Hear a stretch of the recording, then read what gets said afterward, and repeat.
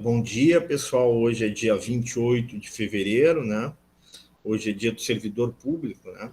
Dia do cachorro, que a gente chamava antigamente, né? O servidor público chamava de cachorro, um apelido um pouco pejorativo, mas era o nome dado, né? Ao servidor público. 28 de outubro, né? É verdade, desculpe. 28 de outubro. Quem me dera, né? Não, essa época do ano é boa também, 28 de outubro é uma época boa. É o sono, né, Pablo? E o seguinte, então, hoje nós vamos continuar falando de estrutura de mercado imperfeita, né? Falamos bastante de oligopólio. Hoje nós vamos falar do monopólio. Lembrando sempre, por que a gente está falando de estrutura de mercado imperfeita, né? Porque as estruturas de mercado imperfeitas, elas geram um desequilíbrio na relação entre consumidores e ofertantes, produtores. Ou seja, em um mercado imperfeito, tem uma relação muitas vezes abusiva de uma das partes, principalmente, né, via de regra, o ofertante, o produtor, ele tem um poder de mercado, tem um poder de determinado preço, tem um poder de controlar a quantidade ofertada, né, para maximizar os seus lucros. Ele consegue obter lucros acima dos chamados lucros de mercado, né, dos lucros normais, né? Na teoria econômica a gente chama de lucros extraordinários. Ou seja, mercados imperfeitos como oligopólios, mercados imperfeitos como monopólios, mercados imperfeitos como concorrência monopolística, são mercados onde há, digamos assim, desequilíbrios, falhas. E quando há falhas, quando o mercado funciona mal, né, num sistema capitalista, né, num sistema de mercado, evidentemente que o poder público pode, através das suas políticas públicas, eu não diria apenas que pode, eu diria que deve, tá? Não apenas pode, como deve, através das suas políticas públicas, elaborar instrumentos, regras, normas que diminuam, né, diminuam essa desigualdade de força, diminuam essa desigualdade de poder, né, entre consumidores e ofertantes, através do quê? Aí é uma discussão, pode ser através da regulação, a famosa regulação, proibição, tabelamento, congelamento, que na maior parte das vezes, na modesta opinião do professor, não funciona. Algumas vezes funciona, mas em outras não. Talvez por questões mais objetivas, como questões ambientais, né? Questões de curto prazo, onde tu tem um prejuízo muito grande para a sociedade, né? No curto prazo. Esse tipo de política, chamada política de comando e controle, possa funcionar e possa ser necessária, né? Mas geralmente ela não funciona se ela vem de forma isolada, não de forma conjunta, né? E outras políticas que o professor também já comentou ao longo do curso, né, que são importantes para diminuir essas falhas de mercado. As políticas de incentivo econômico, as políticas de conscientização, de mudança de comportamento, né? Tudo isso, as mais diversas estratégias, né, no intuito de eliminar, ou pelo menos de eliminar é difícil, a palavra eliminar eu não gosto, né? Por exemplo, eu prefiro muito mais a palavra equidade que igualdade. E eu prefiro muito mais, a teoria econômica prefere muito mais a palavra minimizar do que eliminar, tá? Então, assim, são coisas muito mais próximas da realidade. Minimizar a corrupção, minimizar o crime, minimizar as distorções, né, as desigualdades, né, do que eliminar. Eliminar, geralmente, quando se quer eliminar, o resultado não é bom, né? E o mesmo vale para a igualdade. Igualdade não existe. Nós não somos iguais, nós somos diferentes no sexo, nós somos diferentes na idade, nós somos diferentes nas nossas capacidades, nas nossas habilidades, nos nossos níveis de esforços. tá? E tudo isso, todas essas diferenças, elas devem ser respeitadas e devem resultar em processos e resultados diferentes. Tá? O que eu defendo, sempre vou defender, é a igualdade de oportunidade. Cada um vai saber, ou pelo menos a aproximação das oportunidades. A partir daí, cada um vai escolher o caminho, livre-arbítrio, livre escolha, e vai definir o que é melhor para si, o seu nível de esforço, o seu nível de comprometimento, o que ele quer para a vida, se ele quer ser hippie, se ele quer ser empresário e trabalhar 20 horas, 19, 18 horas por dia. Essa é a visão de mundo do professor.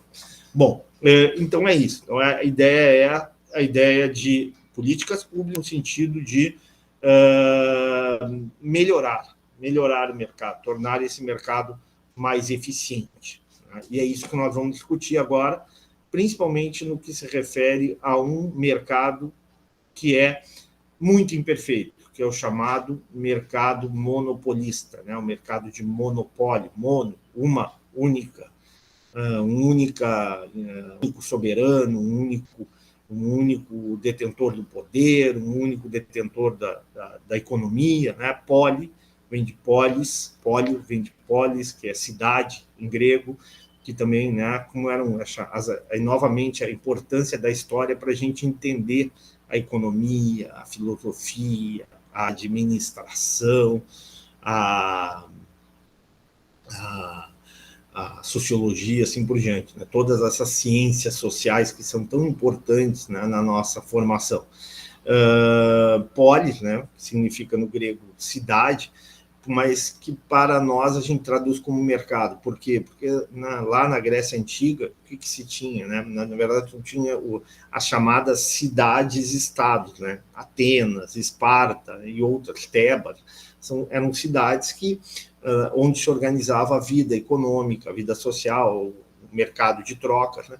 Então, monopólio tem a ver com um único ofertante, um único produtor, não que ele tenha 100% do mercado, não que ele tenha todo o mercado, mas que ele detém 80%, 90%, né, desse mercado e, por consequência, ele tem um poder na relação, na determinação do preço, na determinação da quantidade ofertada. Algum questionamento, alguma pergunta até aqui?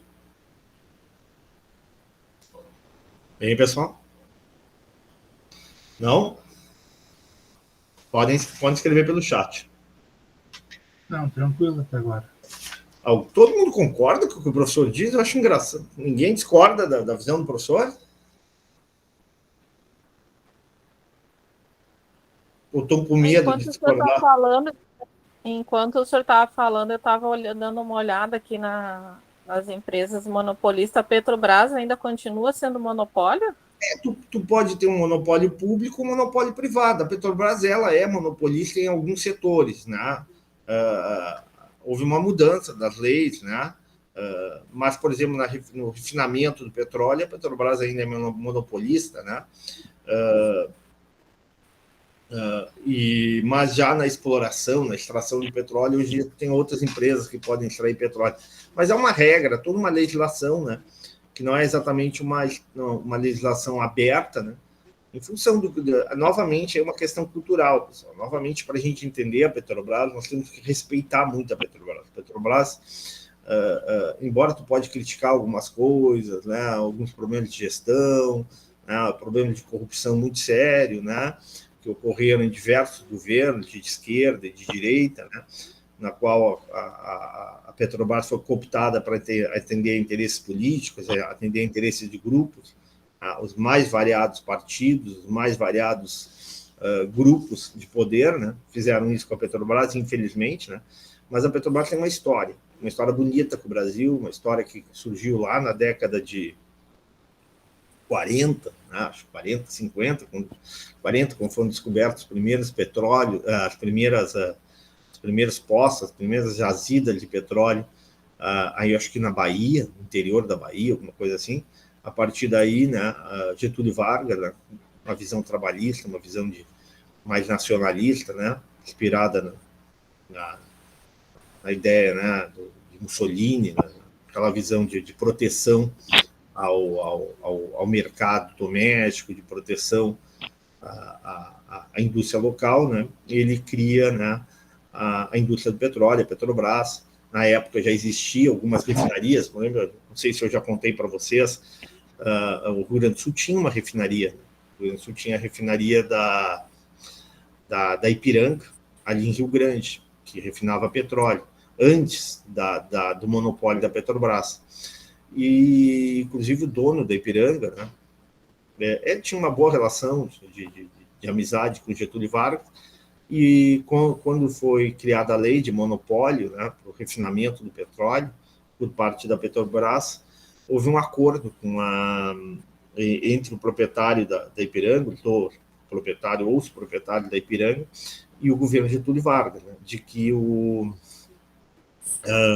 Getúlio Vargas não faria a estatização daquela refinaria, mas, em contrapartida, né, os proprietários da refinaria Ipiranga, que ficava ali na cidade de Rio Grande, não poderiam expandir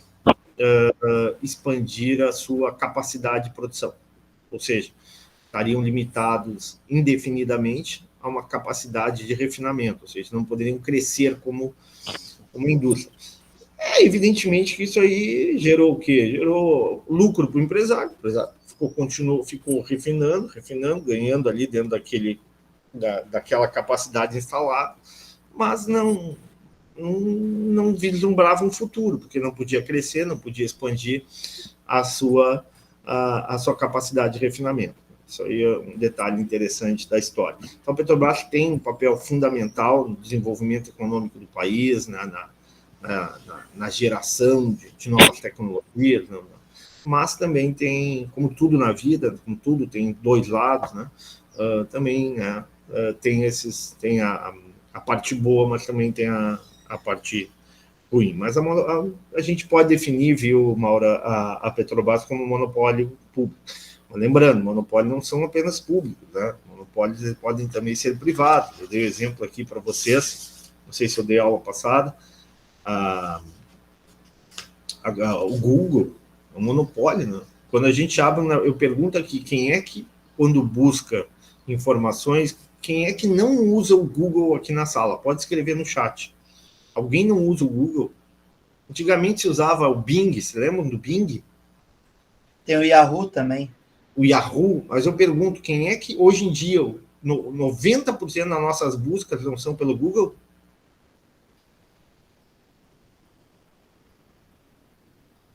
O que vocês acham? Eu, com certeza, sim.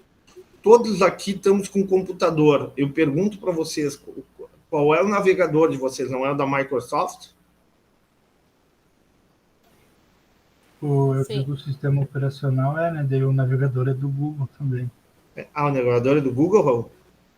Desculpe, o Chrome, ele vem com o Explorer, que é da Microsoft, mas a maioria, pelo menos que eu conheço, usa o Google Chrome, né? Que é da Google. Google Chrome, tá bom. Tá, mas o sistema operacional é Microsoft, não é? Isso. Novamente, aí entra aquilo que eu falo para vocês, pessoal. O capitalismo, apesar de ter vários aspectos interessantes, como a questão do dinamismo, ele é concentrador. Né? Eu falei da indústria automobilística, né? Eu vou escrever aqui no chat, né? Quando a indústria automobilística mundial foi criada, lá na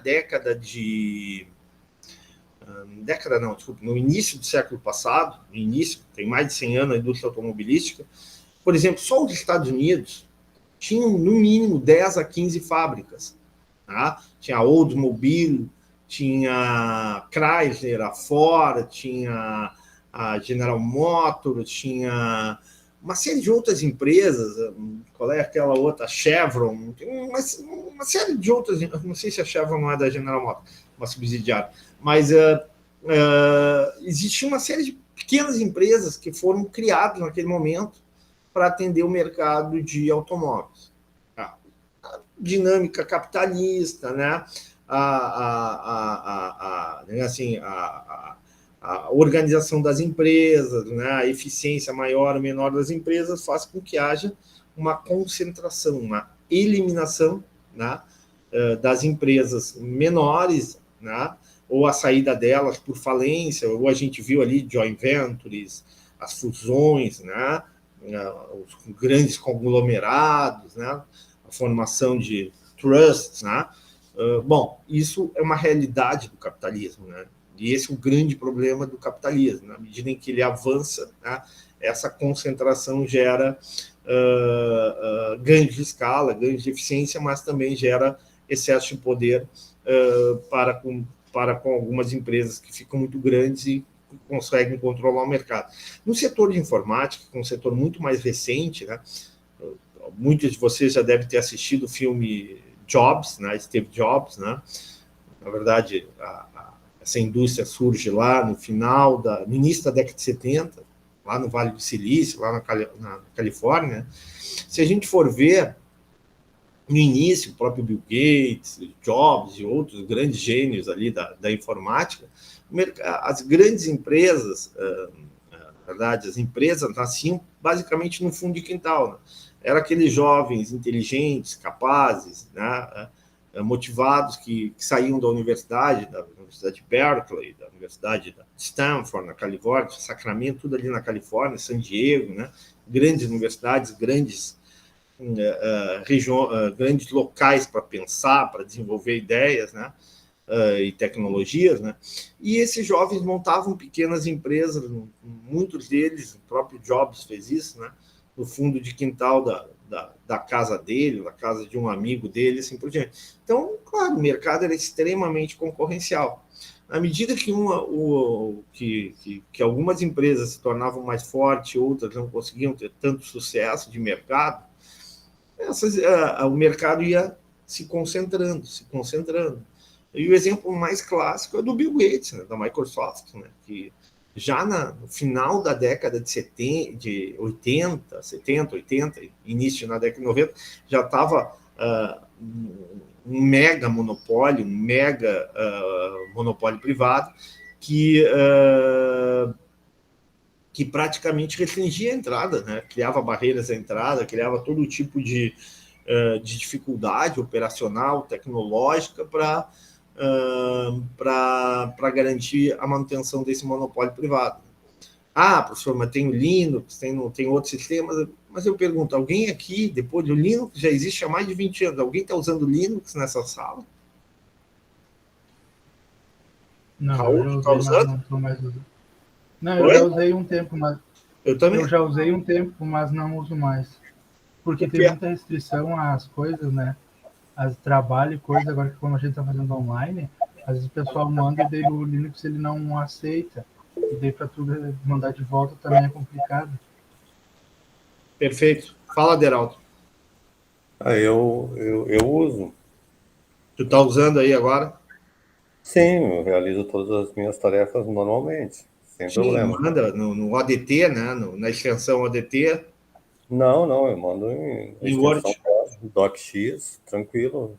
Hoje existem programas similares que realizam, não com tanta eficiência, evidentemente, da Microsoft, o Office da Microsoft, mas são totalmente compatíveis. Eu mando meus trabalhos todos em DocX, normalmente.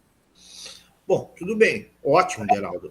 Tu está comprovando a regra. Ou seja, nós temos aqui 14 pessoas na sala, além do Deraldo, a Débora disse que já usou, mas não está usando agora, né? Ou seja, nesse momento, além do Deraldo, mais alguém usa Linux? Está usando Linux como sistema operacional? Eu acho que eu vou ser a exceção que vai confirmar a regra. Teoria é regra, não é exceção, né? Que eu digo sempre para vocês, teoria é regra, teoria não é exceção. Mas como é que é? A Madre Teresa de Calcutá, o Gandhi, não sei quem, o Mandela. Tudo bem, esses são, né, comportamentos, são exemplos para nós, né, de seres humanos, de pessoas né, altivas, que contribuíram muito para a sociedade, mas não é a regra, né? É a exceção. Entendido? Bom, então vamos falar do monopólio. Eu ia usar aqui uma lâmina, mas antes de usar a lâmina, eu vou deixar para depois, eu vou usar aqui a internet. Eu vou usar o Word. Estou compartilhando com vocês um arquivo em branco. Então, já estou aqui.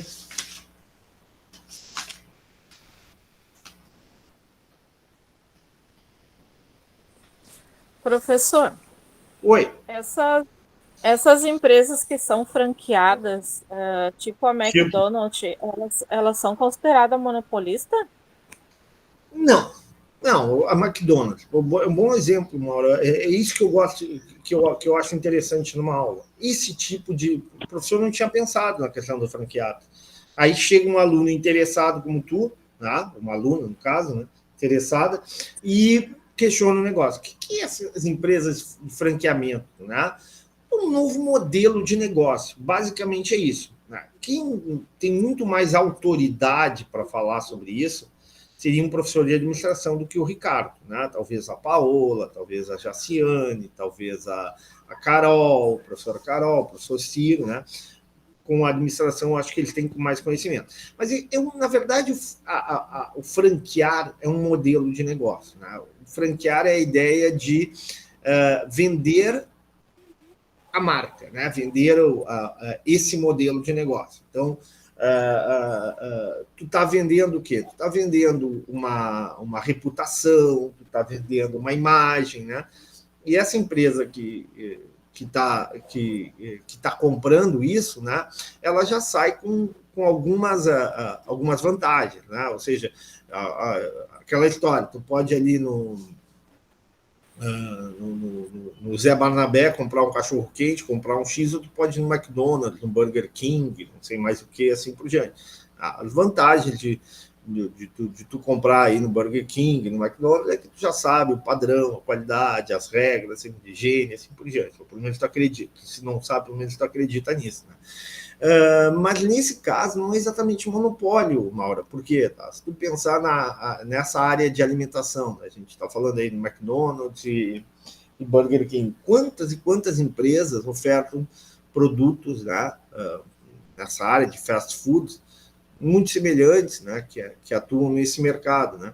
Ou seja, eu já me lembro de mais uma aí, a Subway, né? Isso que no Brasil não é exatamente o mercado mais concorrencial, mas nos Estados Unidos deve ter, além da Burger King e da McDonald's, mais alguma coisa semelhante, pessoal? Tem o Bob's, tem o Girafas, que é Girafas, que é brasileiro. Boa. É muito ruim, o atendimento é péssimo. Oi? O atendimento, a comida e, no geral, é péssimo, diga-se de passagem. Do Girafa? É. O Bob's caiu muito também, né? O Bob's para mim nunca foi bom. A única coisa boa, entre aspas, que eles tinham era o milkshake. O resto, para mim, é bem medíocre. E mesmo milkshake hoje em dia tá meia boca. Interessante. Eu não vou muito, vou ser sincero, é que assim, ó, eu sou de uma geração um pouco mais velha que a tua, bem mais velha que a tua, né? Então a minha geração é uma geração que não tem essa cultura do fast food, entendeu? Eu até já fui em McDonald's, já fui em Burger King, tá? E o professor tem uma coisa, vou confessar para vocês, né? Uma coisa que eu não consigo, a minha filha gosta, a minha esposa gosta, mas eu não consigo me adaptar, é a mistura da carne com pão. Para mim, carne e pão são duas coisas que não combinam, entendeu? Então, por exemplo, você, vamos comer fora. Elas vão lá, comem um cheeseburger, um hambúrguer, seja no McDonald's, Burger King. Eu evito, né? Eu prefiro muito mais, por exemplo, comer uma pizza, né? Porque para mim essa combinação de pão com carne, ela não é uma combinação, né? A carne tem outros, é o arroz,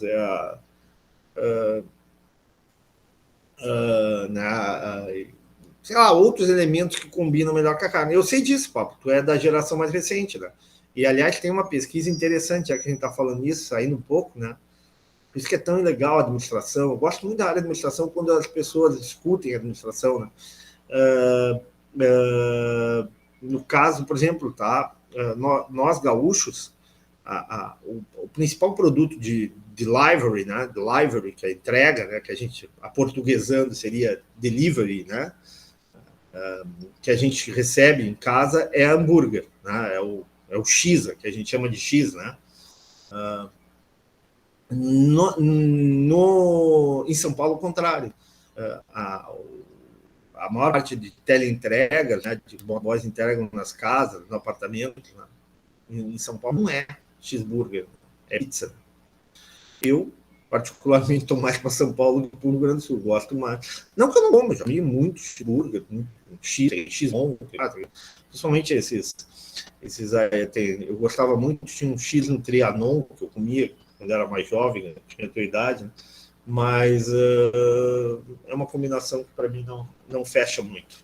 Mas, claro, opinião minha, né? Aqui a Débora concorda, o Pablo nem comparação. X 10 vezes melhor. Não tem problema nenhum. Cada um, né? Eu sou apaixonado por X. Antigamente eu não conseguia comer inteiro. Agora eu compro um e eu ainda fico querendo mais ainda. Porque... Agora tu teve uma elasticidade do teu estômago, é isso? Eu como um e eu fico querendo mais ainda. Olha, nenhum nem outro é cachorro quente. Acabou. Pois é, cachorro quente também não gosta. Salsicha. Eu até comia cachorro quente. Eu comia muito, eu estudava no colégio, no Rosário, eu não tinha dinheiro para comprar. A mãe não dava, o pai não dava dinheiro para comprar cachorro quente. Em casa. Era caro, né? Mas depois, quando estava na faculdade, lá na URGS, eventualmente, colegas, a gente saía lá da URGS e ia comer um cachorro quente no Rosário. Ali. Aí sim, já estava fazendo estágio, já tinha alguma grana, e aí conseguia um dinheiro para comer. Geralmente, quando eu ia ali no cachorro quente do Rosário, eles comiam com salsicha, né? E eu nunca gostei com salsicha, né? Quando eu gostava de comer com linguiça. E mesmo não muita linguiça. Novamente, não é uma combinação que eu... Mas não, eu faço gosto, mas... Cachorro quente, Mas isso é uma cultura, viu, Pablo? Então, assim, tu tá na maioria dos gaúchos, tu tá na regra dos gaúchos, Pablo. O gaúcho, de cada, sei lá, 10 teleentregas, deve ser 6 ou 7 é X, né? E deve ser duas pizzas, e o outro deve ser cachorro quente ou outra coisa, sushi, sashimi, né? Comida já... né? Já o paulista não, o paulista a maioria é pizza. Oi? Eu gosto de ambos, né? De sushi, pizza e X, mas eu prefiro o X. E um conselho, o dia que vocês forem para São Paulo, comam pizza, que é muito boa pizza em São Paulo. Tem 2 lugares, na verdade 3 lugares que a pizza é maravilhosa. Tá? São Paulo, Nova York e Nápoles. Tá? Eu comi nesses 3 lugares. É diferente as pizzas, né? Mas não dá para comer pizza gourmet, tem que comer pizza raiz. Né? Eu, quando fui lá em Nova York, eu comia pizza num restaurante não, uma lancheria só de mexicano, mas muito boa a pizza deles, no centro lá de Manhattan. Né? Barata, até que eu pagava a pizza deles, pagava em torno de uma fatia grande, pagava em torno de $2, coisa assim. Na época o real não estava esse absurdo que está. Não chegava a R$8, uma pizza grande, dava para comer, tomava uma coca e aquele pedaço de pizza, e boa, pizza raiz mesmo, pizza muito boa. Nápoles é diferente, é uma pizza mais estilo europeu, né? E São Paulo também. São Paulo tem já mais cara a pizza que Nova York, né? Proporcionalmente é mais cara, mas também é muito boa. Pizza de São Paulo, tu escolhendo bem, tu compra pizza. Mas é isso. Vamos voltar à nossa aula. Daqui a pouco a gente vai falar só de culinária aqui na aula, hein? Tá respondida a ideia de monopólio público e privado, Mauro? Sim, professor. Gostou dos comentários? Mas, ou não? então, não, eu já tinha na cabeça. Para mim, na minha concepção, o McDonald's não era monopolista, né? Não é não. Mas quis tirar essa dúvida porque a marca é muito falada, né? Então, pensa em fast food, a primeira marca que vem à cabeça é McDonald's, né? Então, não é para mim, na minha concepção também, não sou chegada em fast food. Já comi, já provei, né? Mas não sou chegada. Então, só que na minha cabeça, para mim, a marca, ela é muito conhecida. Então, aonde estiver marca, as empresas que você... Se estiver no Tibete um dia aí, a Marta vai fazer quer fazer um passeio com o professor? Vamos fazer uma escalada lá no Everest? O que tu acha? O senhor está perguntando para a Marta? Não, para a Marta não, para a Maura, desculpe. Ah, tá. É aí ou não? No Everest, nem pensar, professor. Nem pensar. Porque é coisa boa, né? Ah, não, olha, no Everest não dá, dói muito. Muito Tá frio. bom, mas seguramente, se a gente for lá próximo do Everest, vai ter um McDonald's. É isso que eu quero dizer, entendeu? Sim, então, por ser muito conhecida, professor, que eu fiquei assim, não, vou perguntar, porque realmente é uma marca muito, extremamente conhecida para quem perguntar, seja para criança, adolescente, adulto, até acho que as pessoas idosas, a gente pergunta, qual a empresa em fast food que você conhece? Eu acho que todos vão dizer McDonald's, né? Claro. Então, Perfeito. por ser uma marca muito conhecida, a gente até pega dúvida, né, se é monopólio ou não, né, mas é que tem tantos, como foi Maura, dito, né? é que acho que dos fast foods que tem hoje em dia no mercado, o McDonald's é o que está há mais tempo aqui no nosso dia a dia, né? O que está há mais tempo Sim, aqui. Então, por eu isso que acho ele que foi ela que provavelmente é o mais começou. conhecido. Pode falar. Querem falar? Não, concordo com o Marcelo, porque eu acho que foi o McDonald's que começou toda essa, como é que eu vou dizer assim, essa coisa de fast food, né? Eu acho que foi com ele que, não sei, não tenho certeza, né? Tô falando alguma coisa que eu penso que seja. Mas assim, o fast food foi conhecido, né, pelas pessoas, é conhecido pelas pessoas através do McDonald's. As outras eu acho que veio no atrás, né, né, Sabe como surgiram o corrida. fast food? A história de fast food ou não? Vocês sabem que é americano, né? Sim. Sim. Surgiu na década pós-guerra, tá? Década de 40, 50, principalmente década de 50, né? Quando os americanos começaram a ter mais renda, começaram a ter mais dinheiro, consequentemente começar a gastar, né? Fora de casa, né? A demandar serviços, inclusive serviços alimentícios. Aí, né, uma rede, tinha redes locais, né? Em pequenas cidades, interior, né? Cidades médias dos Estados Unidos, algumas começaram a perceber, né? Primeiro com o drive-thru, né? Que no Brasil não pegou muito o drive-thru, né?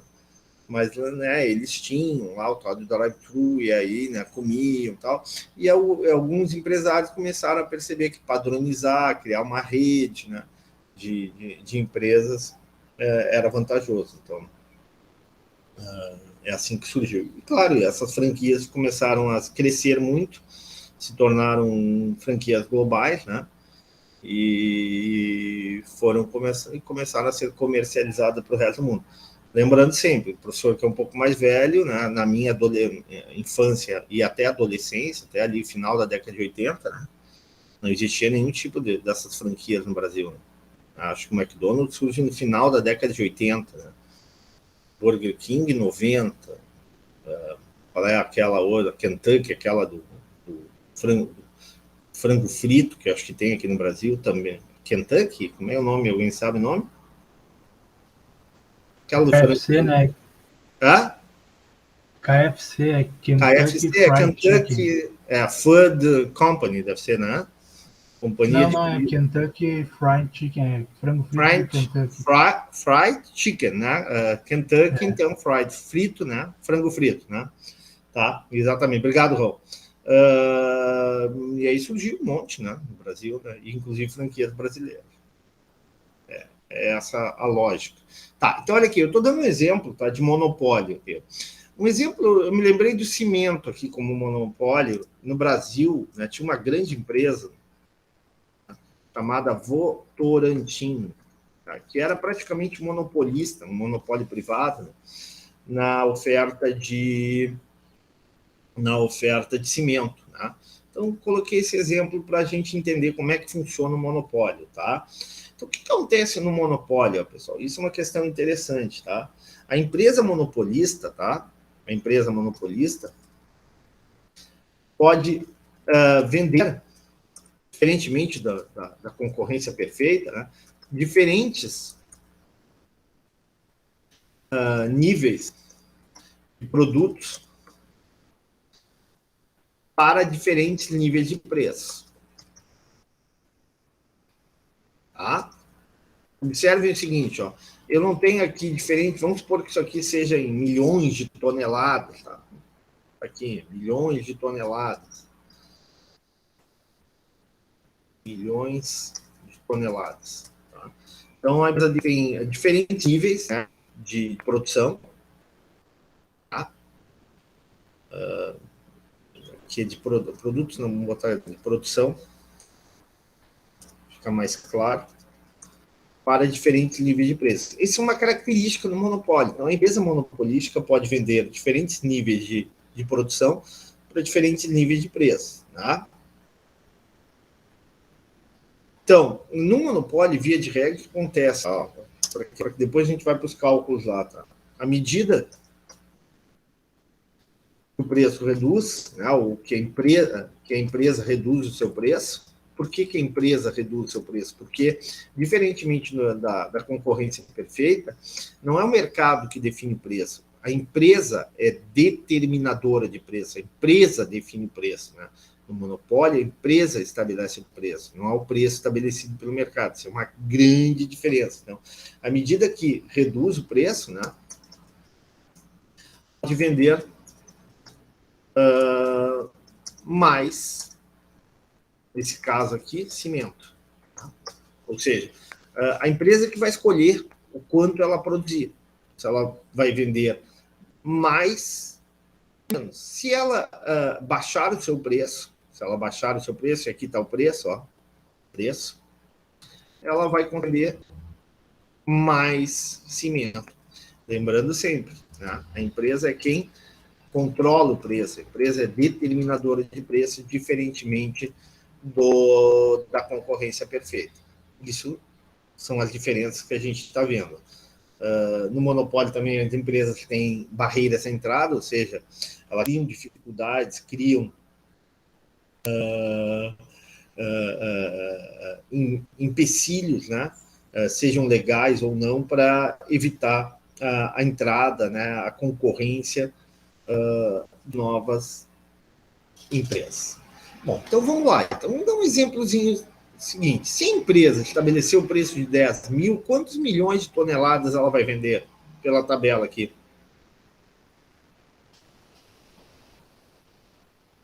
E aí, pessoal?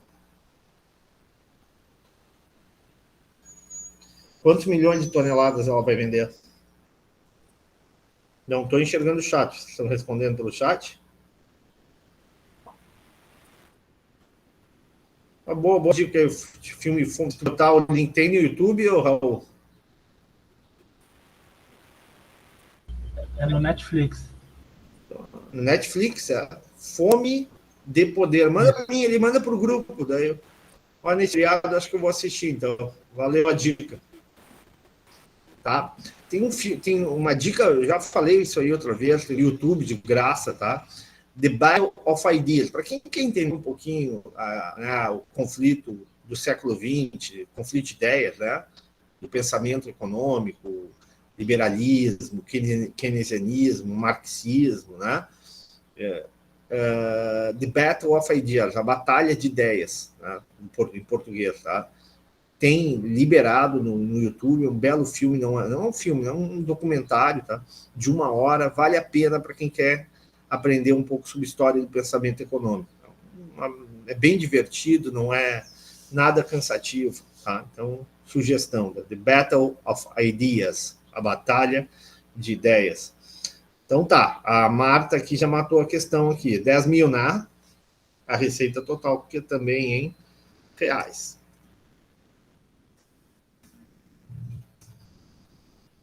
Ah, 10 mil. Se for 2, o preço, quantas... Aliás, se for 9 mil o preço, quantas toneladas a empresa vai vender lá para as empresas de engenharia, para pessoas físicas, pessoas jurídicas? Se ela baixar o preço, ela vende mais ou menos? Marcelo? Mais. Se ela baixar o preço, ela vende mais ou menos? Mais. E a receita dela aumenta ou diminui? Aumenta. Para quanto? 18 mil. 18 mil. A Marta já havia respondido aqui no chat, professor. É que eu tô com a tela aqui, eu não estou enxergando o chat agora, entendeu? Tranquilo. Aí ela baixa ainda mais o preço para 8 mil, Marcelo. Quanto é que vai a receita? 24 mil. 24 mil. Se ela baixar para 7 mil? 28 mil. A receita está aumentando ou não? Tá. Significa que o lucro está aumentando? Está aumentando. Não. Receita é uma coisa, lucro é outra. Receita é uma coisa, sim. Lucro é outra. Lucro eu tenho que combinar receita com custo. Lucro eu tenho que combinar receita, mas sem dúvida que a receita sim está aumentando, tá? Isso é importante, qualquer administrador tem que saber disso. Se baixar para 6 mil, Marcelo, aumenta a receita? Aumenta, vai para 30 mil. E se baixar para se baixar para 5 mil reais um milhão de tonelada? Não aumenta, vai continuar em 30 mil. 30 mil, perfeito. E nem vou perguntar, né? E se baixasse para 4 mil? 17. E começa a baixar de novo. Vale a pena continuar a aumentar, baixar o preço para diminuir a receita? Não. Tu, como monopolista, tu faria isso? Não, de forma nenhuma. Não, né? Ou seja, tu não vai baixar o preço, né, para diminuir a tua receita. Então tá, na verdade, tu nem vai baixar o preço de 6 mil para 5 mil, porque a tua receita não aumenta, concorda, Marcelo? Sim. E provavelmente tu vai ter um custo mais alto ou mais baixo se tu produzir mais? Vai acabar tendo, acredito, um custo mais alto, né? Claro, então não tem muito sentido ir do 5 para o 6, tá? Ou seja, baixar de 6 mil reais a tonelada, né, para 5 mil a tonelada. Vamos botar tonelada, não milhões de toneladas, fica mais lógico, tá? Metros cúbicos de tonelada. Bom, a receita marginal, vamos lá. Qual é a receita marginal aqui? Quanto é que, ao baixar de preço, de 10 mil para 9 mil, quanto é que eu agrego de receita? 8 mil. Perfeito. 8 mil.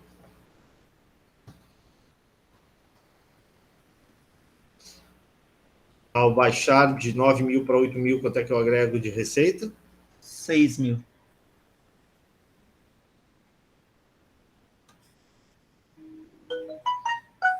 Agora, esses assuntos sobre franquia, vocês não conversam com os professores de vocês, de administração?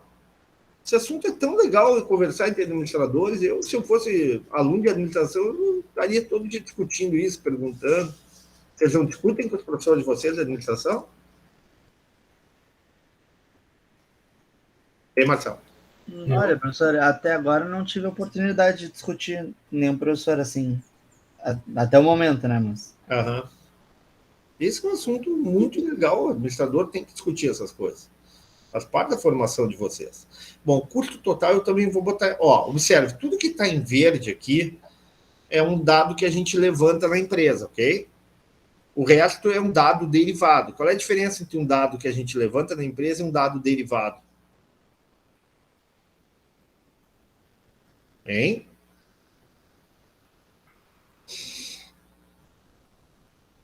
Hein, pessoal? Qual é a diferença entre um dado derivado, em amarelinho, e um dado que a gente levanta? O preço, a empresa está lá, determina o preço, a produção ela também determina, e o custo total, como é que a gente faz? Vocês não tiveram a cadeira de custos? Cadeira de contabilidade de custos? Sim ou não? Derivado vai ser extraído dos dados retirados da empresa. Sim, agora estou olhando aqui, é que eu não estava olhando. Obrigado, Débora. Bom, não tiveram a cadeira de contabilidade de custos, hein? A cadeira ótima. Aqui eu dava, na verdade, no início do curso, não tinha professor de contabilidade, quem lecionava essa cadeira era eu. Aí entrou a Adriana, né, a professora de contabilidade, mais especializada na área, ela começou a lecionar. Não sei se ela está dando agora a cadeira de contabilidade de custos. Tá? Muito legal, é no segundo semestre. Tá? Aí tu vê todo, custos diretos, custos indiretos, apropriação de custos, né? Determinação do preço do produto, tá? A partir de direcionadores de custos, o método ABC, o método de departamentalização. Estou falando grego para vocês? Sim ou não, pessoal?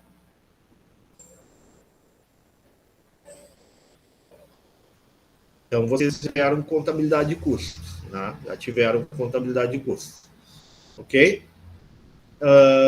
Então, é nessa contabilidade de custos que tu determina os preços, tu estabelece ali, tu retira informações da empresa através dos direcionadores de custos, através da identificação do departamento, né? Tu tem um departamento, tem um setor de contabilidade de custos, onde justamente esse setor, através de levantamento de dados, de informações, de notas fiscais, ele vai identificar o custo associado à produção de um determinado produto ou de um determinado serviço. Claro, quanto maior o número de produtos, quanto maior o número de serviços ofertados por uma empresa ou uma organização, seja pública ou privada, mais difícil é essa contabilização. Sempre digo assim, por exemplo, imagina um hospital, tá? Um hospital que presta uma infinidade de serviços, cardiologia, de diagnóstico por imagem, cirurgias, as mais variadas, com uso de medicamentos mais variados. Evidentemente que a contabilidade de custos, tu determinar o custo associado à prestação daquele serviço, é muito mais difícil de uma empresa que produz 2 ou 3 produtos, tá? Fabrica 2 ou 3 tipos de produtos. Aí fica mais fácil tu identificar exatamente quanto produto, né, o quanto cada produto, o produto A, o produto B, o produto C, se apropria daquele custo geral da empresa. Bom, então aqui nesse caso é muito fácil porque nós temos um único produto, né, que é os famosos sacos de cimento, né, os famosos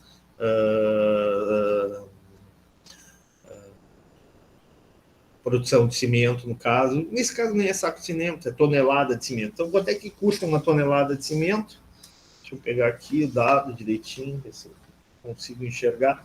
15 mil reais. Observe que eu coloquei novamente em verde, ou seja, custo levantado lá pelo setor de contabilidade da Votorantim é 15 mil reais. Depois fica, se eu produzir 2 toneladas, 17 mil reais. Se eu produzir 3 toneladas, 20 mil reais. Se eu produzir 4 toneladas, 24 mil reais. Se eu produzir 5 toneladas, tá? 29 mil reais. E se produzir 6 toneladas, 35 mil reais. Professor, de onde é que sai isso? Essa informação sai da empresa. Tá? Bom, agora vamos lá. Me ajuda de novo, Marcelo. Qual é o custo marginal de aumentar de 1 para 2 toneladas? Custo marginal? 2 mil. Perfeito. Parabéns, Marcelo. Parabéns. É assim que eu espero que vocês realmente se tornem bons profissionais. 2 mil. Todo mundo entendendo? Alguma dúvida? Alguém quer não está entendendo? 3 mil, né, Marcelo? Aqui, 4. 3 mil, 4, 5 e o último ali é 6 mil. Perfeito. Quando é que a gente maximiza lucro, Marcelo? Segundo a teoria marginalista. Quando tem uma... Quando receita marginal é igual ao custo marginal. Perfeito. Quando a receita marginal é igual ao custo marginal. Perfeito. Até vou... Onde é que tem isso, Marcelo? No método 4 toneladas ali. Vamos ver, até vamos confirmar isso. Essa é o que diz a teoria marginalista que a gente estudou lá em economia, não é isso, Marcelo? Sim. Ó, botei em azul aqui em homenagem ao meu time que está caindo pelas tabelas, ok? Nem fala isso essa hora da manhã. Não fala isso. Não vamos entrar em depressão aqui. Exatamente. Essa hora da manhã é ruim, professor. Muito ruim. Que tristeza. Que tristeza. Mas a vida é assim, né? A vida tem coisas boas e coisas ruins. Eu vou tirar esse custo médio aqui, por enquanto, tá? Já vou depois botar o custo médio. O lucro total. Vamos lá. Depois eu boto o custo médio, tá? Eu pergunto, ó, qual vai ser o lucro total se a empresa ofertar, vender a R$10.000 a tonelada? Vai ser de menos 5 mil, na verdade, né? Vai ficar devendo 5 mil. Ou seja, não vai colocar esse preço, concorda? Concordo. Se ela colocar o preço de R$9.000, vai ter um lucro de R$1.000. Se ela colocar o preço de 8 mil, R$4.000. Se ela colocar o preço de 7 mil, 4 mil também. 4 mil. Ok? Se ela colocar o preço de 6 mil, R$1.000.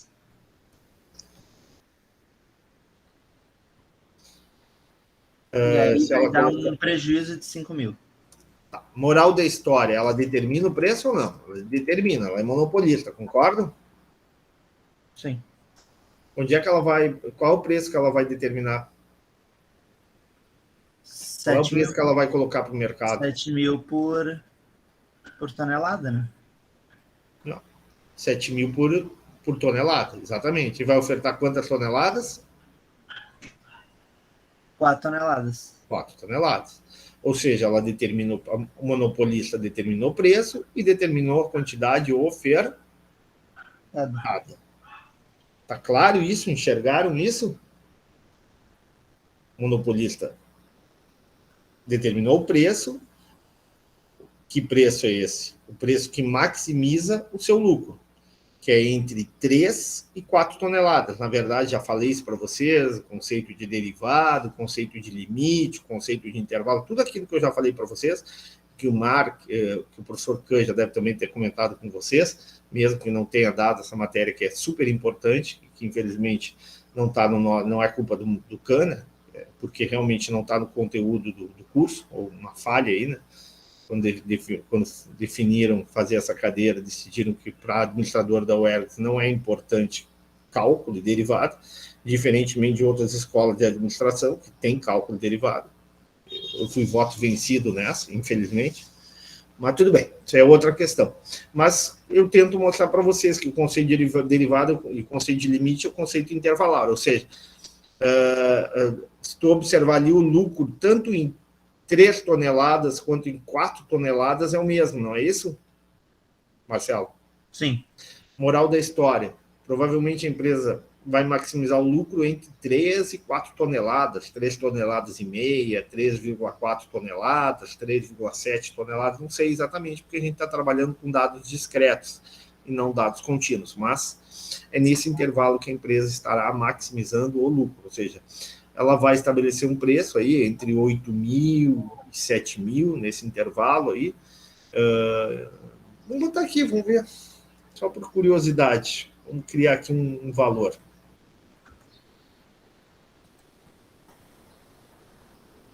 Só que eu teria que criar mais algumas... Opa, não é isso.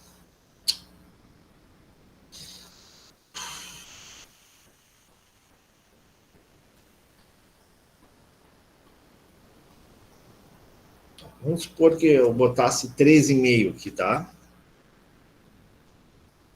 Com 13,5 a empresa vendesse... desculpe. Eu botasse aqui 7.500, desculpe. E a R$7.500, a empresa, os consumidores comprariam 3,5 toneladas. A R$ 7.500 a tonelada, os consumidores comprariam 3,5 toneladas. Quanto é que seria a receita total da empresa? 26.250. 26.250. Tá, ok. Qual seria a receita marginal? A marginal seria 2.250. 2.250. Tá? O custo total dela, vamos supor que seja 22 mil. Qual é o custo marginal? 2.000. 2.000. E o lucro? Lucro seria 4.250. Fechou ou não fechou? Sim. Onde é que ela estaria maximizando o lucro nesse caso? Em 3,5 toneladas. Eu poderia criar para 3,1, para 3,2, para 3, ou seja, poderia fazer uma tabela muito maior. Mas está nesse intervalo, entenderam? O lucro dela, né? O ponto em que ela maximiza o lucro. Ok? Ponto que ela maximiza o lucro. Então, entre 13 e 4. Está aqui 13,5, né? Seria um ponto médio, a gente pode chamar isso de ponto médio na obtenção do lucro. Mas o que é importante a gente ver aqui, então? Quais são as conclusões que a gente tira? O grande problema do monopólio é o seguinte: primeiro, o preço não é dado pelas relações de oferta e demanda. O preço é dado tão somente pela empresa. A empresa que vai determinar o preço. A partir do preço que a empresa estabelece, ela vai vender mais ou menos. Quanto maior o preço que ela colocar o cimento, menor a quantidade vendida. Concordam? Quanto maior o preço que a empresa determina, menor a quantidade vendida. À medida que ela vai baixando o preço, ela vai vendendo mais, vai vendendo 1, 2, 3, 3,5, 4, 5, 6.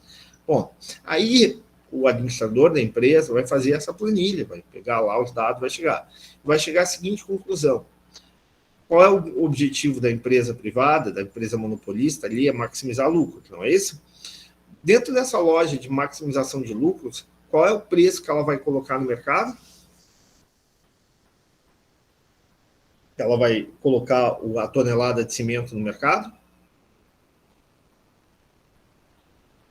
Olhando para a tabela, pessoal? 7.500? 7.500. Por que ela vai colocar esse preço, Raul?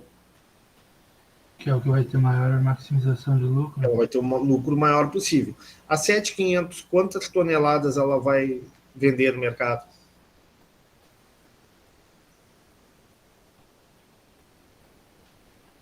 Hein, Raul? A 7.500, quantas toneladas ela vai vender no mercado? 13,5? 13,5, exatamente. Ou seja, ela determinou preço e ela determinou quantidade. Entenderam? O mercado não determinou nada. A empresa ela tem o poder de determinar preço e o poder de determinar a quantidade ofertada. Será que é isso que a sociedade quer? Será que é isso?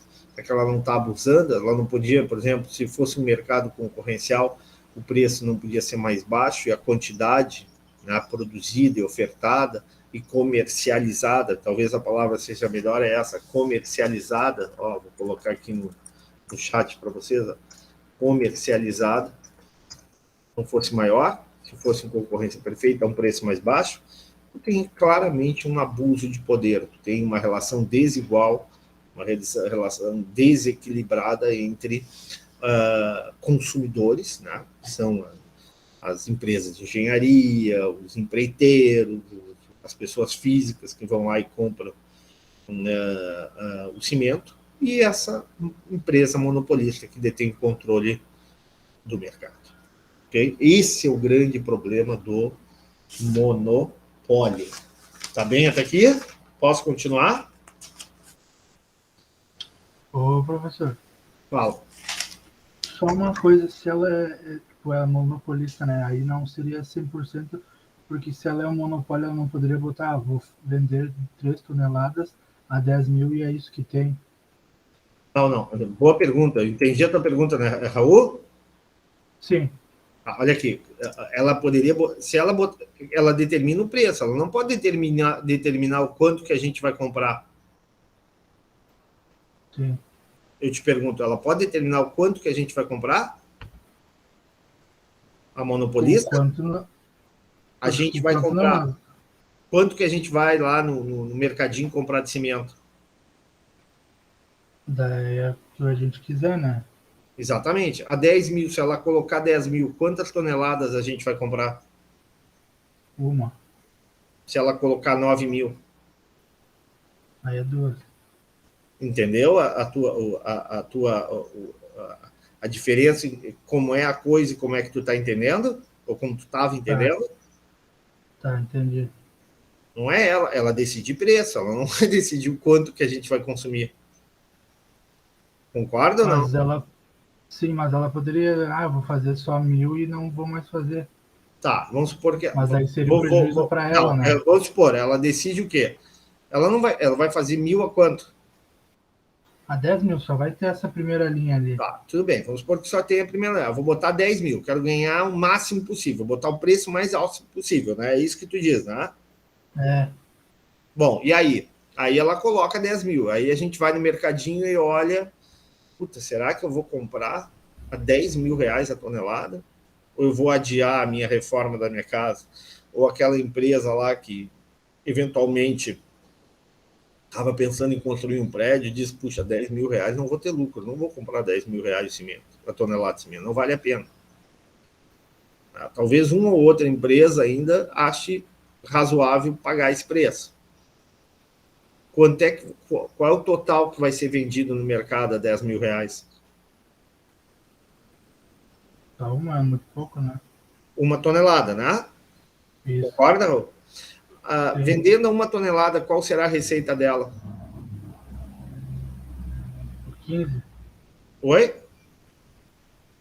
Qual será a 10, receita né? total dela? 10. E ela tem um custo para produzir, né? Ela tem um custo de mobilização, ela tem um custo fixo, ela tem um custo variável. Qual é o custo? Né? Tem todo um custo de licenciamento, né? De operação lá das máquinas, de aluguel das máquinas. Qual é o custo de ela produzir com uma escala tão baixa? 15, tá, agora tá ficando bem claro para mim. Tá mesmo? Ou Sim, seja, agora sim. vou repetir, o monopólio, ele determina o preço. A partir do preço, a gente vai decidir se consome mais ou menos. Ok? Tá. Uhum. E aí, o que o monopólio vai dizer? Olha, para mim, o ideal, a partir da tabela que eu construí, tu, como administrador da Votorantim, tu vai dizer o seguinte, olha, com base nessa planilha, o preço melhor, que vai maximizar o lucro da nossa empresa, não é 10 mil, nem 9, nem 5. O preço que vai maximizar o lucro da nossa empresa é 7.500. Aí lá o gaiato, lá o publicitário, né, o advogado vai perguntar na reunião, mas por que 7.500? Aí tu vai mostrar para ele, olha, a 7.500 o mercado vai demandar 3,5 toneladas de cimento. Isso vai gerar uma receita para nós de 26.250. Por outro lado, o setor de contabilidade de custos, que está aqui comigo, aqui, que elaborou junto esse relatório, essa apresentação, mostrou que se a gente produzir, né, e vender 3,5 toneladas de cimento, o nosso custo total vai ser 22 mil. E a esse nível de produção, considerando essa receita que a gente vai obter e esse custo para produzir esse nível de produção, a gente vai ter um lucro de 4.250. Qualquer outro preço que a gente determinar, qualquer outro preço que a gente estabelecer, ou a gente vai ter prejuízo, como em alguns casos que tu está vendo ali, como ao preço de 10 mil, a empresa tem prejuízo, e ao preço de 5 mil, a empresa tem prejuízo, ou a gente pode até ter lucro, mas a gente não vai maximizar o lucro. Entendeu o que tu faria na reunião? Sim. Tá claro? Sim, agora sim. Obrigado. Todo mundo entendeu, pessoal? Se todo mundo entendeu, estão de parabéns, porque não é fácil essa matéria. Hein? Tá bem claro? Laura, Débora, Geraldo, Osório. Sim. Tá bem claro? Sim, senhor. Tá. Então, continuando. Então, o que acontece? O monopólio, tá? Grande na relação com a concorrência perfeita, o monopólio obtém lucros extraordinários, acima do lucro normal de concorrência perfeita. Por quê? Porque é capaz, devido ao poder, né, de escolher o preço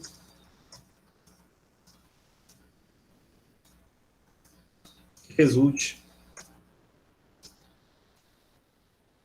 em melhor resultado econômico. Tá? Então, o monopolista, né, tem chamado, que nós economistas e administradores chamamos de renda de monopólio. Né? A renda que é apropriada, que é absorvida, que é transferida para, no caso do monopólio privado, para uma empresa privada. Tá? No caso do monopólio público, esse dinheiro vai para o setor público. Bom, para terminar a aula, já são 9h40, mas tem uma lâmina muito interessante que está no Moodle à disposição de vocês. Vou interromper aqui o canal.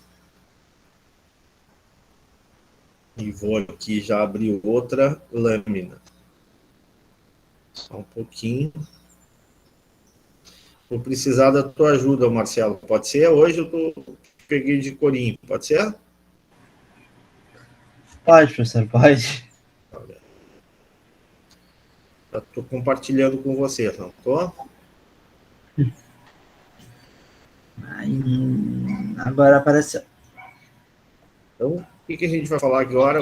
Está falando na aula de hoje de monopólio. Olha, está aqui a matéria, monopólio. Está aqui, professor, onde é que tem conteúdo? É só lâmina? Não, não é só lâmina. Não é só lâmina. Tem matéria, tem leitura, tem texto, tá? Introdução à Economia Mankio, né, que tem em PDF, que o professor ofertou graciosamente para vocês e que está à disposição de vocês no Moodle, tá? Ali o capítulo 15, leitura de final de semana, estudar, entendeu? Monopólio, conceitos gerais, conceitos iniciais. Vamos lá. Lê para nós aí. Monopólio. Enquanto uma firma competitiva é tomadora de preço, uma firma monopolista é formadora de preços. Ou seja, ela determina o preço, né? Ela escolhe o preço que maximiza o seu lucro. Por que surgem os monopólios? A causa fundamental do monopólio está nas barreiras à entrada. No caso do monopólio público, né, o que tu tem? Qual é a grande barreira que se cria? Né? A barreira legal, né? Você lembra que eu falei de Getúlio Vargas, falei lá da refinaria Ipiranga, lá em Rio Grande? O que o governo fez através de leis, de normas, de regulamentos? Estabeleceu barreiras à entrada, né? As chamadas barreiras legais, né? Que impedem ou impediam qualquer outra empresa de refinar petróleo brasileiro, né? Petróleo no Brasil. Então, tu pode ter no monopólio público, geralmente, barreiras legais, né? Mesmo no monopólio privado, através de normas, regulamentos, né? Tu tem as leis de direitos autorais, né? No caso de um livro, no caso de uma obra de arte, no caso de uma música, né? Tem as patentes, no caso de invenções, de medicamentos, né? De registro de marcas, né? São as chamadas barreiras à entrada, barreiras legais também, barreiras através de regulamentos, de normas, de regras, né? Estabelecidas pela autoridade pública. Mas, além disso, né? Tu pode ter barreiras à entrada que não são exatamente barreiras oriundas de leis, de normas, de regulamentos. A gente falou agora há pouco do exemplo da Microsoft, né? A Microsoft, o que ela fez ali, no momento que ela começou a crescer ali no final da década de 80, início da década de 90, ela começou a comprar grandes empresas, né? Começou a comprar a Netscape, comprou outros sistemas operacionais que eram concorrentes, né? que tinha alguma possibilidade de concorrer com ela, criou e praticamente criou uma barreira para nós, né, pessoal? ficou assim, ou a gente usava o sistema operacional da Microsoft, ou a gente não conectava, não interagia, né? Como é que é a palavra mais correta? Me ajudem aí. Não é conectar, é interface, é isso? Quem é que pode me ajudar, os mais jovens aí?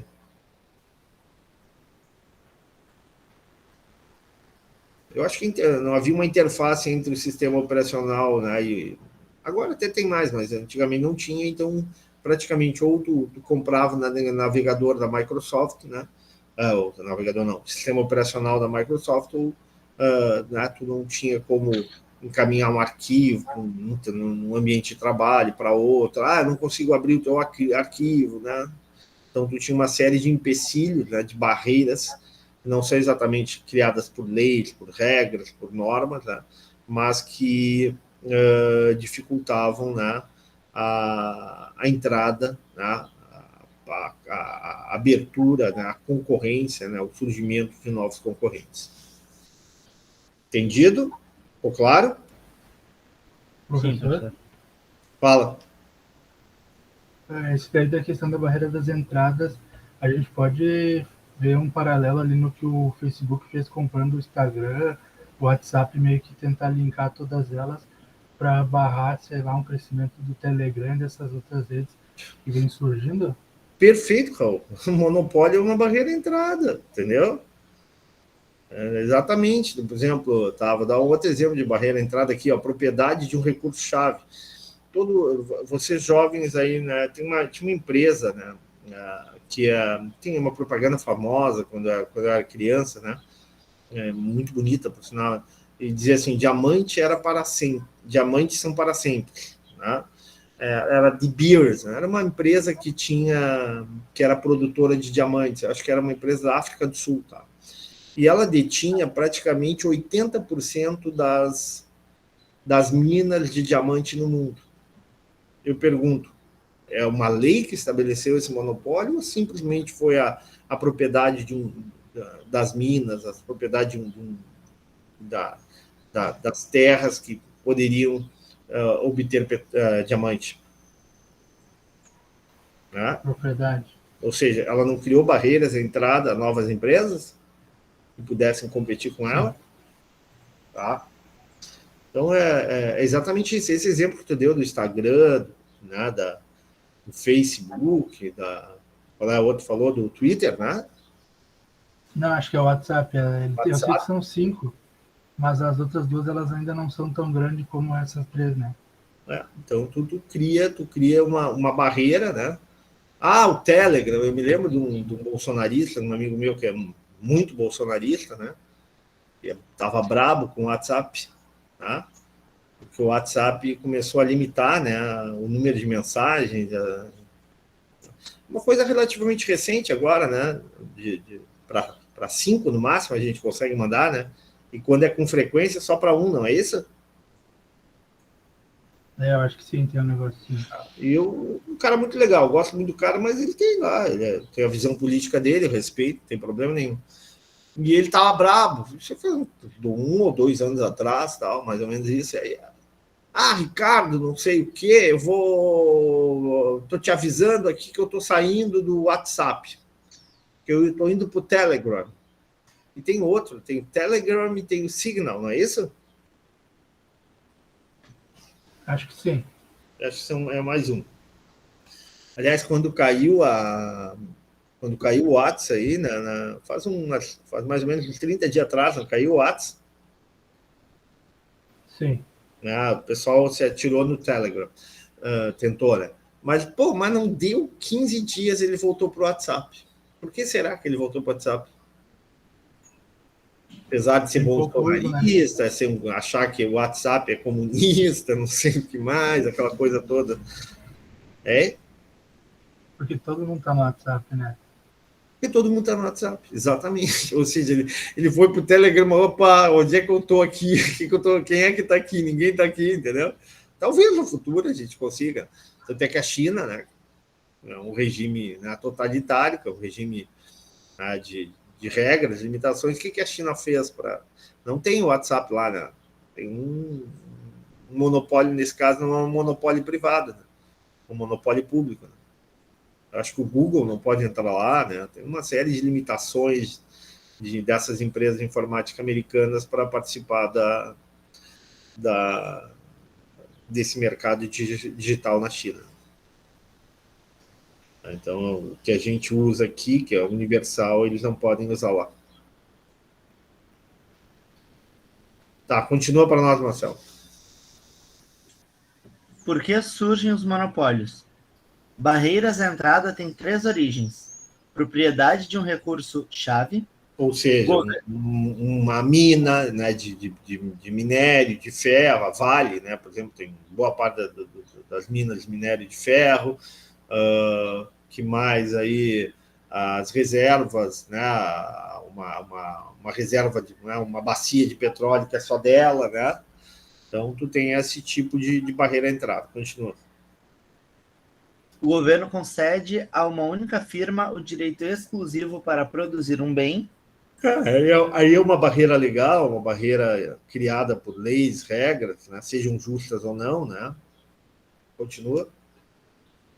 Os custos de produção tornam um único produtor mais eficiente do que um grande número de produtores. Aí é aquilo que a gente falou na primeira área, né, os chamados monopólios naturais, né? Chamados monopólios onde o único produtor consegue ter economia de escala, tá? E na medida que ele tem economia de escala, o custo médio de produção é mais baixo, e qualquer outra empresa que tente entrar no mercado, tente competir no mercado, não vai conseguir competir. Por quê? Porque como essa empresa trabalha numa larga escala, né, ela consegue reduzir seus custos e colocar o seu produto a um preço, um produto ou serviço a um preço mais baixo. Geralmente, quando tem um monopólio natural, né, a gente também já viu isso no semestre passado, né, se justifica a existência de um monopólio público, né? Ou, se não monopólio público, né, uma regulação pública, né? Ou seja, a empresa que oferta a água, né, o saneamento básico, não precisa ser necessariamente pública, não precisa ser a Corsã, não precisa ser a DEMAI, mas ela vai ter que passar pelo crivo do setor público, através de uma licitação, através de um certame licitatório. Ela vai disputar com 3 ou 4 empresas o direito de ser monopolista na oferta daquele serviço, por exemplo, numa cidade como Caxias do Sul, como Pelotas, como Gravataí, como Alvorada, como Canoas, assim por diante, né? É uma empresa privada que está regulada por normas, por contrato, né? Mas a partir da justificativa de economia de escala, ela será a única ofertante daquele serviço, né, que seria o serviço de saneamento básico, serviço de oferta de água potável na cidade. Ok? Tá claro? Ficou claro isso? Alguma dúvida? Isso aqui a gente já viu, né? Lê para nós aí, tu consegue enxergar melhor aí. Temos a Duracell, Ariel. Deixa eu tentar aproximar aqui um pouquinho. Oral-B, Gillette, Moon, Pantene, Ace, Vic, Pampers. O que é o grupo P&G? Alguém sabe? Alguém sabe o que é o grupo P&G? Não, isso não. Vê isso aqui, vou dar uma... Acho que é da Pampers, não, coisa assim. Não é... Tô caçando aqui na internet, ver se eu acho. É Procter Gamble Company? Pesquisei aqui, senhor. Procter Gamble Company. Algo assim. É uma corporação multinacional americana. Ana? Foi fundada em 1837. Quase 200 anos? É, pelo que aqui diz, 1837. Meu Deus do céu. Não tá, que a internet aqui agora é por aí, ou seja, é Procter & Gamble. Gamble é jogo, seria, né? Gamble trapaça jogo, né? Em inglês. Procter deve ser Peguem o Google Tradutor Proctor, deve se proteger, jogar. Aqui, ó, marcas icônicas que pode você, ó, marcas da Procter & Gamble, tá aqui na internet. Tá? Mas aí vocês veem o número de marcas aí, é uma empresa monopolista. Continua para nós aí, Marcelo. Acho que eu falei todos, professor, já Pantene. Aqui, ó, o Ricardo, tá? O que o Ricardo? O Ricardo não usa Pampers. Essa aqui é absorvente? Esse que eu estou passando o mouse aqui. Esse aí eu não, peraí só um pouquinho, professor. Esse aí é assim. Também não usa. Né? Tem o Always também aí do lado, aí tem o Pampers, aí lá tem o Moon, embaixo tem o Gillette, que é... Gillette é caro, 90, né? Eu uso o Bic, mas a Gillette é bom produto, né? Oral-B é um belo produto, é uma pasta de dente boa, né? Mas cara também. Pantene só cheiro, né? Que é muito caro. Olha outra aqui. Esses produtos aqui eu acho que dá para usar. Ariel, Ace. Duracell também é uma marca boa, também é cara pra caramba, né? E por aí vai. Ô, senhor, no site deles tem a parte ali de nossas marcas, é muita marca. Nossa, umas marcas que nem faz... Old Spice, Safe A gente nem imagina, né? Ivory, o Vic, o Always, tipo, o Suffler, muita marca. Muita coisa. O Head & Shoulders é deles também. O Head & Shoulders, bom, baita shampoo, hein? Sim. É um bom shampoo, né? É caro pra caramba, mas é bom, né? Head & Shoulders.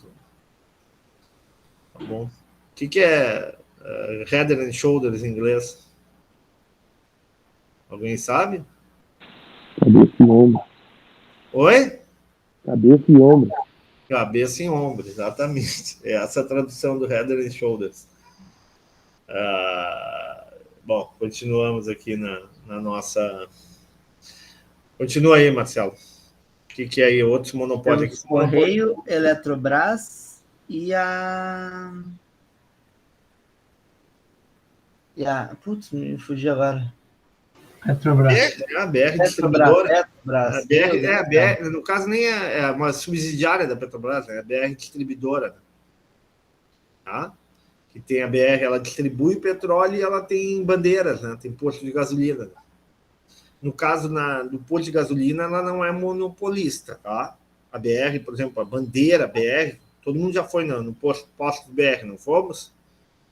Esse aí ela não é monopolista. No varejo ela não é, agora na distribuição ela é monopolista, entenderam?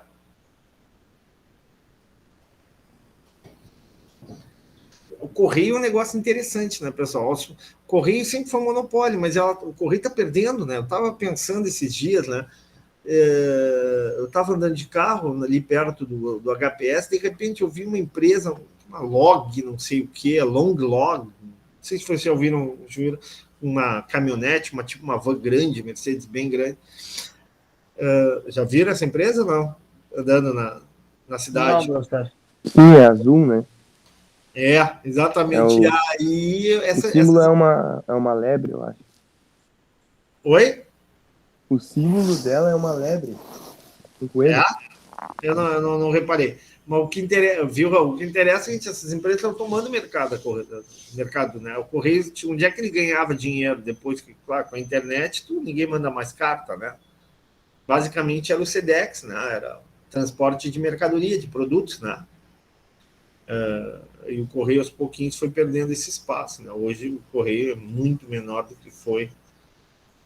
Era um monopólio privado, né? Era praticamente só ele que controlava todo o mercado.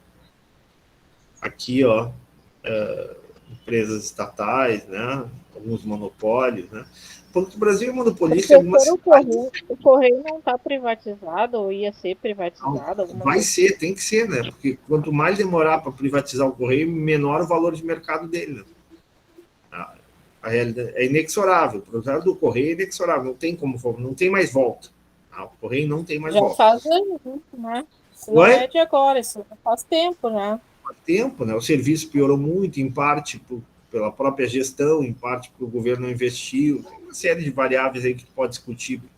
Aí, em parte, porque o mercado mudou, né? O mercado hoje, por exemplo, eu estava vendo o Carrefour, Carrefour vendia em média 1 a 2% do seu faturamento via online, né? Depois da pandemia, esse faturamento, né, online, né, chegou a 15% do total do faturamento. Mudou, né? O mercado mudou e a própria dinâmica de uma empresa pública ela não conseguiu acompanhar essas mudanças muito rápidas do mercado. Então, por exemplo, aqui, ó, o Banco do Brasil, tá? O Banco do Brasil praticamente um monopólio. Ah, é monopolista? Não, tem outras empresas que tem, mas em algumas cidadezinhas lá do interior do Mato Grosso, interior do Amazonas, do Pará, né, praticamente só existe o Banco do Brasil, né, na prestação de serviço financeira, né, a própria Caixa também é a mesma situação. Então, a Caixa ela é monopolista na prestação de alguns serviços específicos também, né. Tem um monopólio, BNDES, né, que é um banco de fomento. Ok. Aqui antigos, né, Light, Banespa não existe mais, a Companhia Siderúrgica Nacional foi privatizada, né, a Vale hoje dá para dizer que é um monopólio privado, né? Ok? Ó, aquela empresa que eu falei, ó, de Beers, né? Diamante, The Diamond, a Diamond is Forever, né? Um diamante é para sempre, né? Essa é uma empresa que tem o monopólio em função do controle das como é que se diz, das jazidas, né, das reservas de diamante no mundo. Detém 80% dessas reservas. Aqui dá para ler o monopólio sobre diamantes, né? Isso aí eu tirei ali do Mantio, né? Vale a pena, uma leitura tranquila, uma leitura fácil, 10 minutos, tu lê, aprende, né? Sugiro que vocês façam a leitura.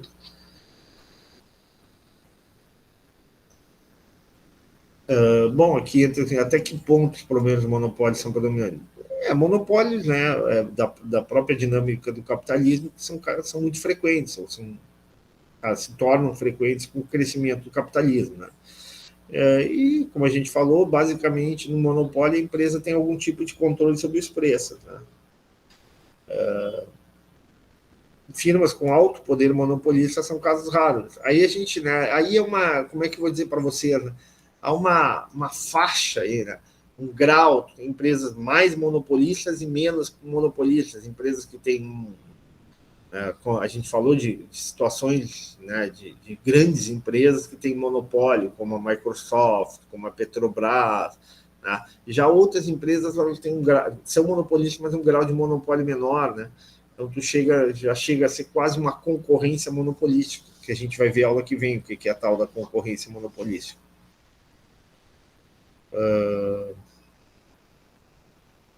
Recursos do monopólio, apesar da propriedade exclusiva de um recurso-chave, né, ser uma potencial causa de monopólio, na prática os monopólios raramente surgem por essa razão. Aqui, pessoal, a Uber é monopolista? O que vocês acham? Não. Tem várias empresas que fazem... No início ela surgiu como monopolista, era a única, né? Sim. No mundo. Né? Era isso que eu ia falar, professor, no início não era, né? E hoje em dia, eu não sou muito de usar aplicativos, né? Raramente uso, né? Ou eu vou de carro, ou eu vou de bicicleta, ou eu vou de ônibus, ou eu vou caminhando, fazer minhas coisas. Raramente uso, mas quais aplicativos só em Porto Alegre tem? Que é uma cidadezinha pequenininha no final do mundo. Oi? Acho que é 99 e mais algum. Eu acho que tem um Garupa, 5. tem? Tinha o Cabify que morreu. Tinha qual é o nome? Qual era o nome? Cabify, né? Tinha Indrive. 99, Garupa, Cabify, que saiu, mas já tinha. Qual é a outra? O Indrive também. Nunca usei esse.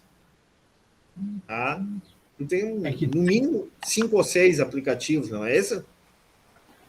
Só que acho que daí a gente teria que ver a porcentagem do mercado que a Uber detém, né? Porque eu acho que ela é muito mais popular que as outras.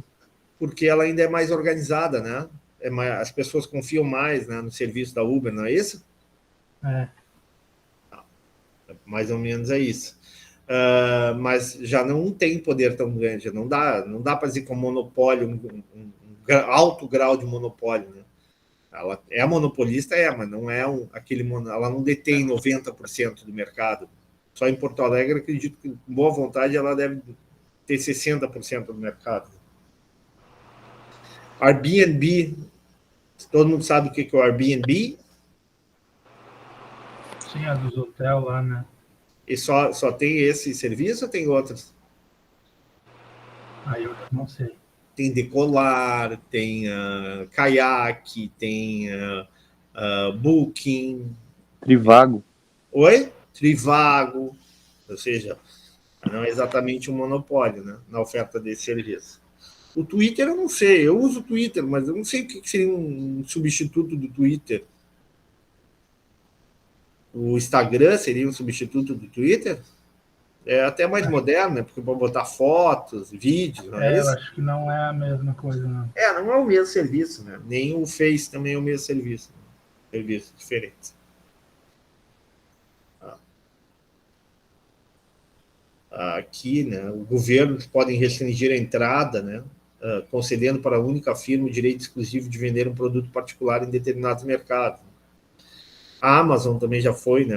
A Amazon ela sempre foi um monopólio, né? Mas hoje tu já tem outras marcas que rivalizam com a Amazon, tá?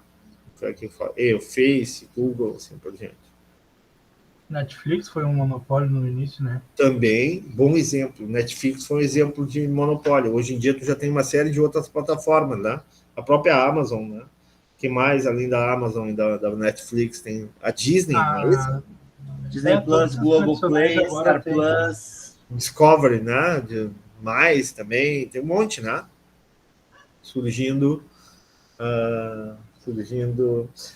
Vocês já ouviram falar da Blockbuster? Sim ou não? Sim, mas acho que já nem existe mais aqui. Né? Você sabe a história da Blockbuster? Alguém sabe? A Blockbuster é o seguinte, né?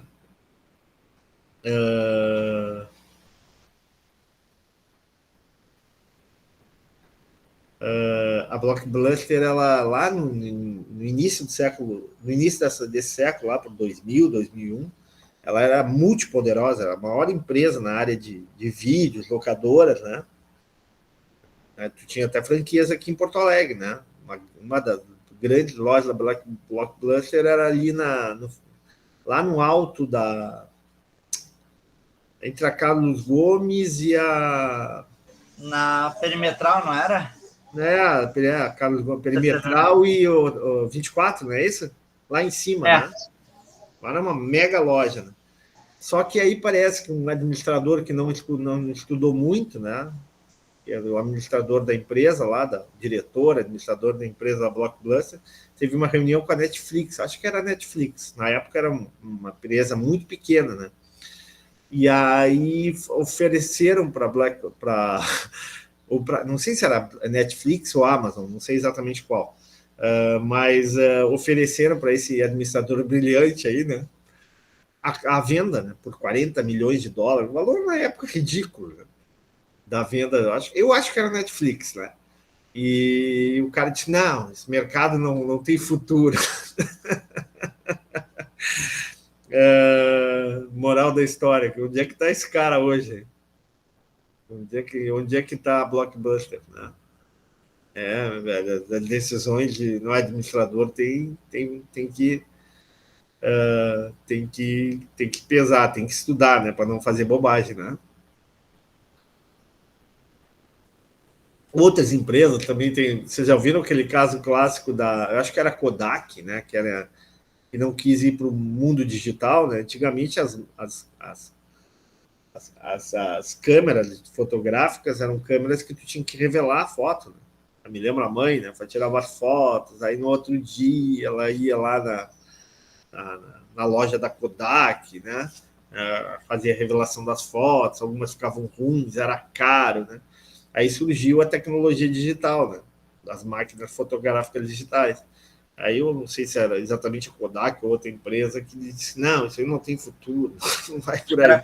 Acho que era Kodak, sim, professor. Era Kodak, até o jeito que eles tentaram ainda dar uma engrenada nisso depois, foi que eles, inicialmente, eles tinham alguma das, não sei se as únicas, mas não eram as únicas, era uma das poucas máquinas que tu levava lá para imprimir as fotos digitais que tu tinha.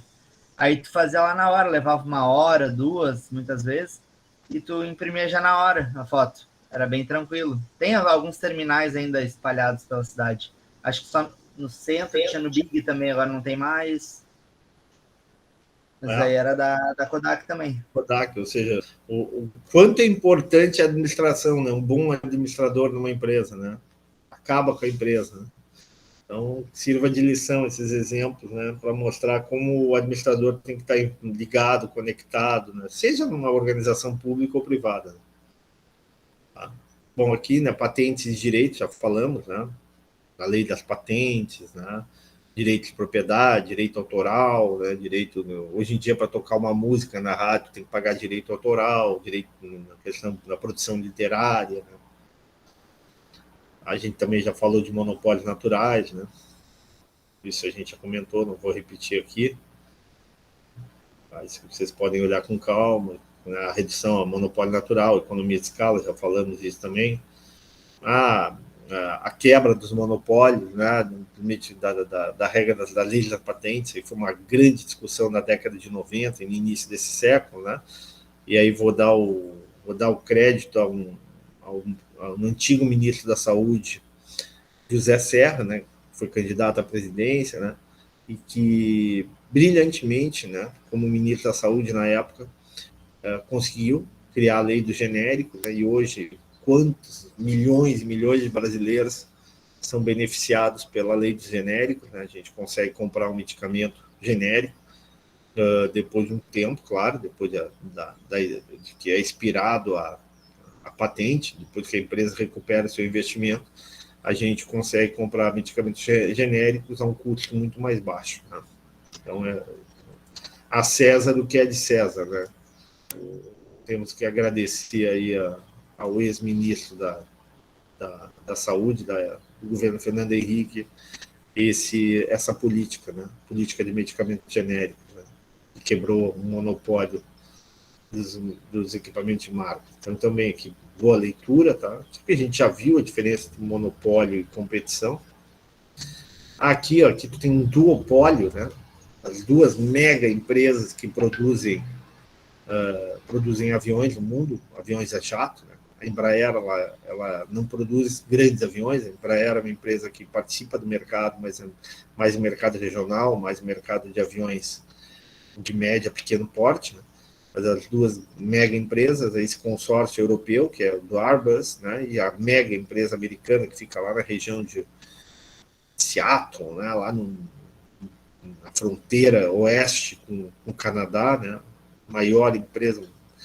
Meu sonho seria conhecer, eu como economista, e vocês como administradores deveriam conhecer uma empresa dessa, né, embora a Boeing está sofrendo problemas, né, o valor das ações da Boeing caíram muito, né, porque ela criou um avião, né, um MAX, né, que era mais eficiente do ponto de vista do gasto de combustível, mas a parte computacional gerou a queda de 2 ou 3 aviões dessa empresa, né, desse Boeing MAX, né, e isso fez com que a empresa tivesse que revisar todo o projeto do avião, perdeu uma série de encomendas desse avião, mais de 200, 300 encomendas, e combinado com a pandemia, fez com que o preço das ações da Boeing despencasse. É uma mega empresa. Sabiam dessa história ou não? Não. Administradores do Brasil, vamos se atualizar, né, pessoal? Isso é mundo da administração, não é mundo de vocês. Mais ou menos, eu sabia mais ou menos. Isso é o mundo de vocês. Um pouco da aviação é um ramo muito difícil, tipo, não tem como saber como eles sobrevivem hoje em dia, porque é muito gasto. Hoje em dia as empresas, as prestadoras, uma coisa é a Latam, a Gol, a American Airlines, essas são prestadoras de serviços, tá? Elas prestam serviço. A Boeing e a Airbus, elas constroem avião, é diferente, entenderam? Tanto uma quanto a outra estão mal, né? As duas, porque o setor de aviação no mundo caiu com a pandemia, né? Diminuiu enormemente o número de voos. Né? Tá? Bom, aqui as empresas, a gente já falou de todas elas quase. Aqui a gente repetindo. Ok, isso aqui eu vou passar, é só vocês olharem, eu peço que vocês venham ali no exemplo que eu dei para vocês aqui, tá? Que os gráficos que são derivados desse exemplo, inclusive ajudam vocês a responder lá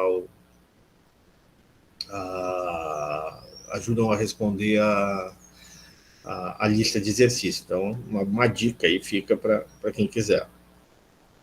Aqui, como combater o monopólio, né? Tentando tornar mais competitivo, regulamentando, transformando alguns monopólios privados em empresas públicas ou não fazendo nada. Tá? Isso também é uma leitura muito importante, essa leitura aqui, tá no Mantio, tá? Mas isso aqui está resumido, né? E a gente, aula que vem, a gente vai voltar a falar um pouquinho disso, como combater os monopólios. Ok? Então, isso aqui também é uma sugestão para que vocês façam a leitura da forma de combater monopólios. Ok, pessoal? Por hoje é isso. Alguma pergunta, algum questionamento, alguma colocação? Estou à disposição de vocês.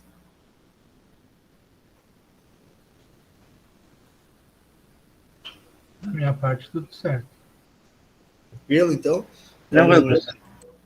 Então, um bom feriado para vocês, tem bastante atividade para vocês fazerem, né? Tem uma lista bem grande, né? Tem bastante material para ler, tem Mantio para ler, né? Então, tudo de bom para vocês, um ótimo feriado aí. E até quinta-feira que vem, ok? Obrigado igualmente, professor. Obrigada, professor. Obrigado, Tchau. Boa semana. Não esquece de me dar meu pontinho lá da última aula.